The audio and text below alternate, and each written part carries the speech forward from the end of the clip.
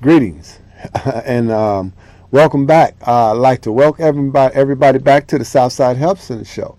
I am your host, Mr. Harold Cherry. I'd like to thank everyone for tuning in. If you have any questions about anything that we'll talk about today, please give us a call here at the station. This is a live call-in show. Our number here, 312-738-1060, 312-738-1060 if you have any questions. I'd like to wish everyone a happy New Year's. This is going to be an extraordinary year for us all. So the first thing we have to do is start making preparations for all of those wonderful blessings that we'll be receiving. So I really would like to thank everyone for tuning in. We are back.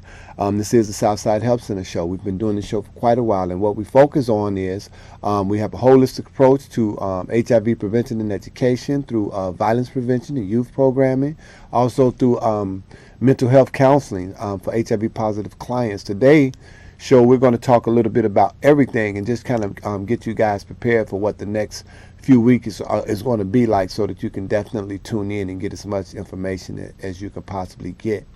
The first thing I want to do is tell you who the Southside Help Center is. We've been around since 1987. We were founded by Miss Betty Smith. Miss Betty Smith founded the Southside Help Center in 1987. And one thing I want to make sure that I touch on today, because there is another great individual who was definitely instrumental in founding the Southside Help Center, and that is Mr. Vanish Smith, Mrs. Betty Smith's husband. And we recently lost Mr. Smith. That is going to be a tremendous loss for the Southside Help Center, but I want to make sure that we mentioned Mr. Vanish Smith. We did lose him about 3 weeks ago. And he is, I want to say, the co-founder, and the reason I say that is because he and Mrs. Smith has been married for just countless years. I know it's been better than 40 years that they were married, and they were definitely supportive of one another. And I know she often tells the story about when she founded the center in 1987, she needed some money, some seed money, and Mr. Smith gave her $10,000 to start the Southside Help Center. Here we are 20-some odd years later, and the Southside Help Center is still going strong. So we're really going to miss Mr. Vanish Smith and Mrs. Smith. Our prayers go out with you, and our blessings go out with you, and we thank you for allowing us to be a part of your vision. So thank you, Betty Smith, as well as Mr. Vanish Smith. So those are our founders and co-founders, and I say co-founder because they were partners for many years.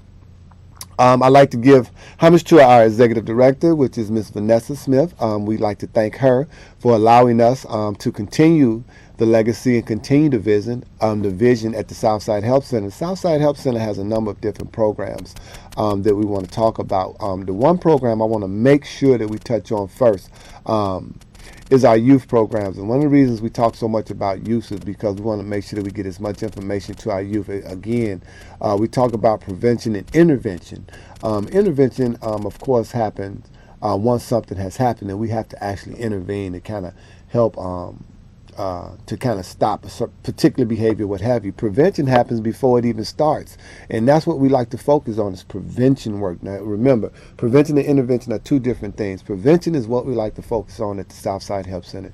If we can get our young people before they start a particular behavior across the board, a lot better off. The intervention part of it doesn't have to come later if we get that prevention part of it down first. One of the programs we have at the Southside Help Center is our youth program, and the youth programs consist of a lot of different things. Now, I'm just going to touch on some of these programs today. If you have questions about these programs, you can give us a call here at the station or give us a call at the agency. The number there is 773-445-5445 if you have additional questions. So I'm going to try to touch on as many programs and what we're going to have in the upcoming weeks. And again, we want to make sure we focus on youth. And I want to talk about the youth programs first, because we got some programs or some things we're going to be doing in February. And in February, we talk about National HIV Testing Day. And normally we put together an event that focus on our youth. So we got that event. It'll be upcoming. Again, we'll be on next week at the same time. We're going to be on every Wednesday at 5 o'clock. Every Wednesday at 5 o'clock. You want to write that down and make sure you tune in on Wednesdays at 5 o'clock. The Southside Help Center show, and we'll give more information about the different things that we got coming up. Youth programs, I wanted to make sure we talked about that, because kids are just now getting back out of school from their Christmas vacation and their Christmas break, and you want something for them to do, Southside Help Center provides an after-school program. That after-school program runs from 1 o'clock until about 5:30, and then they have a couple of different components of that deals with different age groups that may run a little bit later. If you have more questions about that, give us a call here at the station. Live call-in show. Our number here, 312-738-1060, or you can call at the agency, 773-445-5445. If you're interested in those youth programs, and again, those cover a variety of different things. When we start talking about youth, we have mentoring, male and female mentoring. It is vital that we do mentoring programs, and this is for all of those individuals who always say that they want to get involved, that they want to help. We need mentors. We always need individuals to come forward and help and participate and give these kids guidance. And again, we want to say positive male mentoring and positive female mentoring, and I promise you, they need it. If we do this now, we prevent them from establishing or acquiring a particular behavior. We don't have to do the intervention later. I know a lot of y'all watch that show, Intervention, and on there is where they have to go and intervene in a particular behavior. Most of the time it deals with substance abuse or other things, but we want to make sure that we talk about prevention in our youth programs. And if you are interested in those youth programs, give us a call. Get your kids over there, man. And this is a phenomenal staff that they have over there that's dealing with these youth and providing them with the necessary guidance when you start talking about HIV prevention, STD prevention, when you start talking about violence prevention, alternative programs, conflict resolution. These are subjects in which they tackle in these programs, man. So it is so vital that we definitely get those youth involved, and that we as parents get involved. It's so important that parents come into the center and participate in those programs with the youth. It's very important that you know what we are teaching your children. So parents, please come. Bring your children, take one of those days after you get off work, or try to get off early at lunchtime, come in, talk with the staff. Erica Dawson is heading up that program. Marcus Flanall is the director of the youth programs. We have Miss Simmons, Tunda Simmons. We have Catilia Flowers. We have a number of different qualified people that are dealing with those youth. So please, if you would like to be involved in the youth program, violence prevention, that is key. Violence prevention happens every time your child is off the street. You know where they are. You know what type of structured program they're getting. We are preventing violence. So these youth are supervised. They've got structure. So talking about violence prevention, you're talking about after school programs, Southside Help Center is where you need to be, because we have been providing youth services and programs for a number of years. I want to say well over 20. When I first got involved with the Southside Help Center back in 1992, I used to come to the center and do workshops with youth for the youth programs. So youth programs at the center have been around for a long time. I was very instrumental in the mentoring program for a lot of years until we got other qualified mentors, and I was pleased to be able to turn over the reins, but I still do a lot of stuff dealing with our youth, a lot of stuff dealing with our mentoring. So it's very important that we get the people in place and make sure that these kids see some different things. I always talk about exposure and how we have to expose our kids to a lot of different things, and if you expose them to it, then they'll do different things. We can't always let them see the same picture. That picture must change. If nothing else, the picture or the faces, all of that must change. So let's show them different pictures. One of the things that we talk about is going camping, making sure that our youth get out there. The first time we went out there and we heard the difference between night and day. If you live in the inner city, you'll never know that difference. But when you get out there and you go camping and you listen to the birds in the mornings and you listen to the crickets and the frogs and the lizards at night, it is truly amazing. So that's just some of the things that we want to make sure that our youth have an opportunity to do, and they do go on camping trips at the center. Another thing that we want to do is talk about and get him out there and letting them go skiing. How many of our kids, when you talk about a show of hands, have been skiing, have been camping, have had the exposure to help them become more well-rounded. And we want to make sure that we talk about those youth programs. We have a number of those at the Southside Help Center. Another program we want to talk about is one of my favorite, is the Street and Community Outreach Program. Street and Community Outreach. Outreach means taking these services to the people. And that's what we do in the outreach component at the Southside Help Center. We have been taking the services to the street for over 20 years. I keep saying over 20 years, because it is so important that you understand how long we've been doing this, and we're very qualified to do it. So it's so important that you definitely get involved with the Southside Help Center when we talk about the different programs that we have. When we go out in the streets, we want to make sure we talk about HIV prevention and education. We provide free HIV testing. We do the 20-minute rapid test. In some instances, we still deal with the OraSure depending on the event, but we still come out and do free HIV testing if you do not know your status. It is very important. Over the next few weeks, we will be talking about HIV. We will be talking about the status. We will be talking about negative tests, positive tests. We'll be talking about what needs to happen. We'll be talking about prevention for positive. All of those different things we will encompass over the next few weeks. So it is vital that you write that down. 5 o'clock every Wednesday for the next 13 weeks we'll be on, and we'll be talking about all of the different programs that we have. If you have any questions, this is a live call-in show. Give us a call here at the station. The number here is 312-738-1060, 312-738-1060. If you have any questions for me, please give me a call here at the station, and we'll do our best to answer those questions. Again, we go out, we do HIV testing and counseling. We also talk about STDs. STDs are still so very prevalent within the African American community. People think that the STD, I don't know why they think it.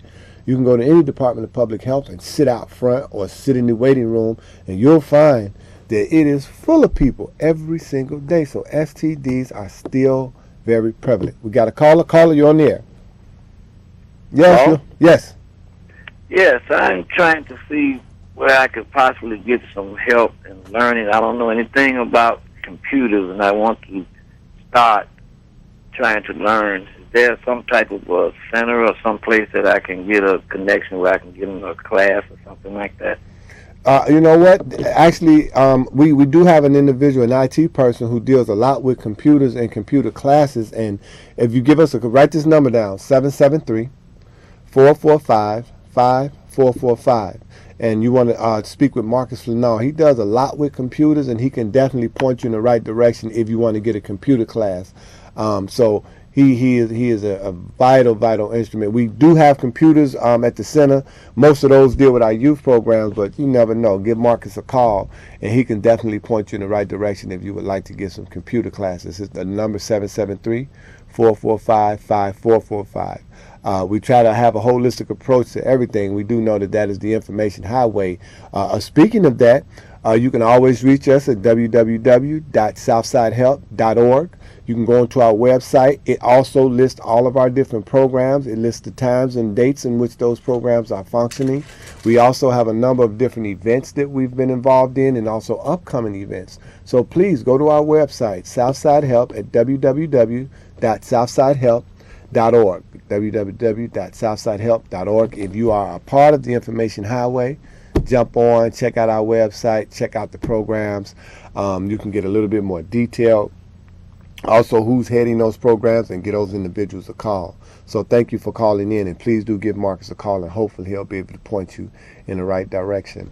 We was talking about HIV and STDs, which will be one of the upcoming programs, and we'll focus on HIV prevention and education, and also STDs, what that consists of, what are some of the signs, symptoms that you need to be looking out for, where you can go and get tested for those STDs. We do free HIV testing, but you can definitely go and get an STD screening if you do believe that you've been exposed to an STD or HIV. So it's very important that you get that information. And I was talking about how if you do not think STDs are prevalent within the African American community, you can go to any Department of Public Health over there on 63rd and Low, 115th in Indiana, Mile Square, and you can sit in that waiting room, and there are never a shortage of people. We're talking about chlamydia, gonorrhea, we're talking about herpes. It's important that people get enough information about herpes. We'll focus in on STDs. We'll talk about herpes and how prevalent herpes is, and how it affects people. And the reason I want to focus on that is because so often people have herpes and don't have a clue, and can have it for very long periods of time and never have another outbreak. So if they miss the first one, they may not know that they've been impacted by herpes. Again, women being internal and men being external, a lot of women's have outbreaks and don't even know. So it's important that you know what you're looking for when we start talking about STDs.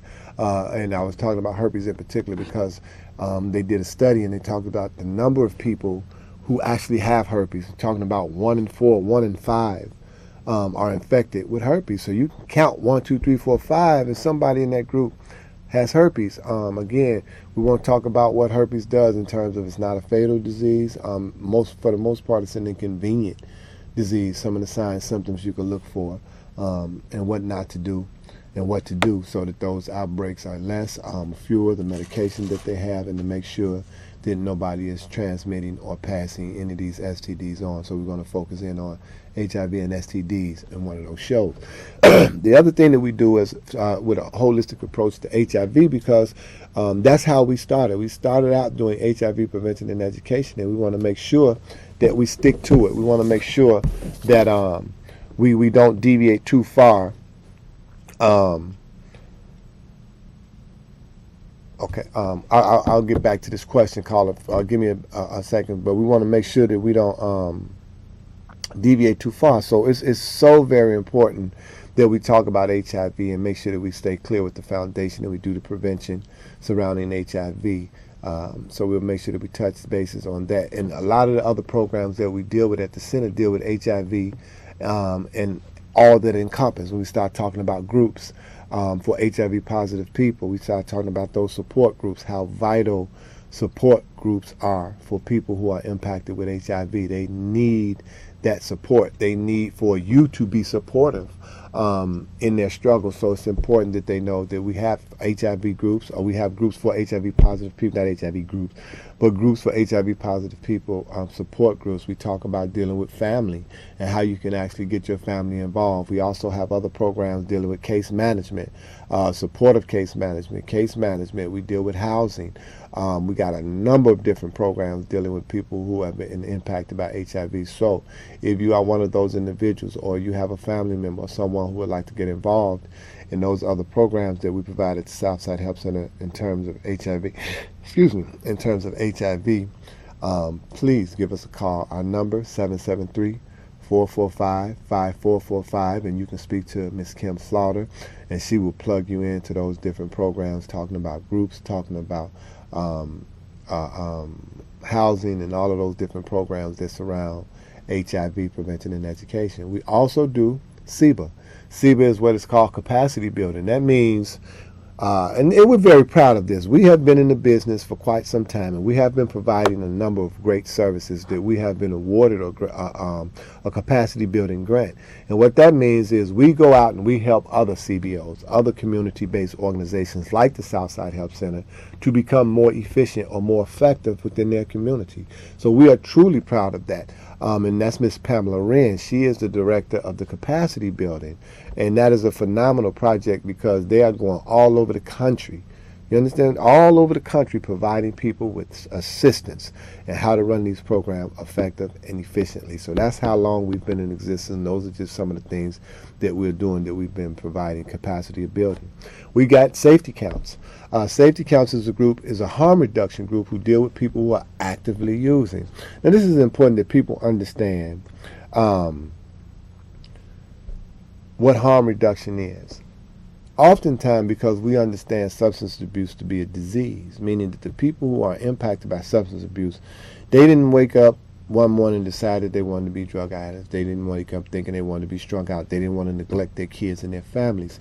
They were consumed in an epidemic that has completely, in most cases, destroyed people's lives. But harm reduction means that we talk about what you can do to either reduce your risk for HIV, either to get yourself clean in the treatment, if that's what you want to do. We just want to make sure that you stay safe until you make a decision to do something different. So that's what harm reduction is. We don't want people to be confused about what harm reduction is. We talk about taking small steps, meaning, for instance, most people who come into our programs in terms of Safety Counts, their goals, we do goal setting, and the goal is, I don't want to do drugs no more. Well, what do you need to do to get from point A to point B? We talk about the things in between and start setting those goals, small goals. Ultimately, the big goal is to get clean, if that is your goal. If that ain't your goal, we're going to talk about what your goals are. We also talk about sub situations. If I'm homeless, the last thing I'm talking about is this, and this. I might need to focus on what can I do to get housing. So we want to talk about those steps in between. You know, this might be what you need to do. Make this phone call here and kind of walk you through the process until you ultimately reach whatever those goals are. And at that point, maybe then you could talk about getting clean, getting off the drugs. I mean, we talking about harm reduction. It's a non-judgmental program. It deals with people who are actively using and making good decisions in their lives. So that's a program that we have as well, Safety Counts. If you would like more information about Safety Counts, either give us a call here at the station. The number here is 312-738-1060, or you can call us at the office and ask to speak for me, Mr. Cherry. That number is 773-445-5445. I think we have a caller. Caller, you're on the air.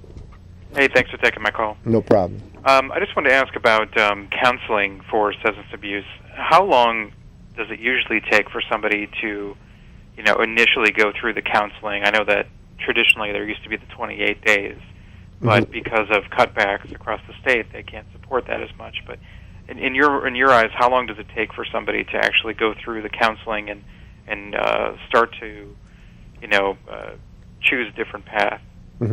Well, it varies. When you start talking about treatment and counseling, it is definitely going to vary from individual to individual. Sometimes it depends on how long an individual has been getting high, how bad the drugs, or how far down that has it taken an individual. We always talk about a bottom, and then when you get to your bottom, there's one up under that. Have they reached that point? We know that beating them and locking them up and none of those things can stop an individual from using. In my opinion, it's going to always depend on the individual and the individual's desire. One of the things we talk about is if you have that desire, then what do you do to get from point A to point B? That again talks about our Safety Counts program, and because there are cutbacks across the board, substance abuse is not as important as it once was when we was talking about say no to drugs, and when they was putting all of this money in the substance abuse, as though people are not still being lives are not still being destroyed by drugs, because there are. So it's going to always depend on the individual desire, and also the programs that an individual is involved with, because you need that structure. Just a small piece of self-disclosure. I myself have been clean from drugs for 18 years, and I always think back to when I first started that process, and how I went through so many different treatment programs, but I was not ready to stop using drugs, so I did not stop using drugs. I simply went through the program. This is early on, when they had 28 days program, they had 60-day program. I would go through the program, and the day I get out, I would go back to getting high, because ultimately I was people pleasing. I was trying to stop getting high for my family or for my image and that sort of thing. But it did not work for me. It wasn't until I had a desire. And then what I did was simply did what they instructed me to do when I went through those programs. So that's going to be vital for individuals who would like to stop using drugs as well. They have to take some direction. Programs work. 12-step programs do work, but you have to listen to what's being said. And if you follow those directions, an individual can get clean. But it's definitely going to have to be a desire there, and then put that structure there, and then they have to work those programs the way that they're told to work them, and it can happen. I know many people who was caught up in that same epidemic, and they have definitely gotten clean and maintained that status. So it's very important that the individual want to get clean, because otherwise it's just not going to work. You cannot make them. So it varies. To answer that question, and also someone asked, is herpes contagious after an outbreak? Absolutely. One of the things that just briefly cover herpes, one of the things that happens with herpes is once an individual is infected, they have what is called an outbreak. An outbreak where a cluster of blisters form, either on the penis or in the inner walls of the vagina. A cluster of blisters form. The first stage, they form, and they kind of be kind of little bumps or pus, and what they'll do is they'll rupture, which means it's at its most contagious state.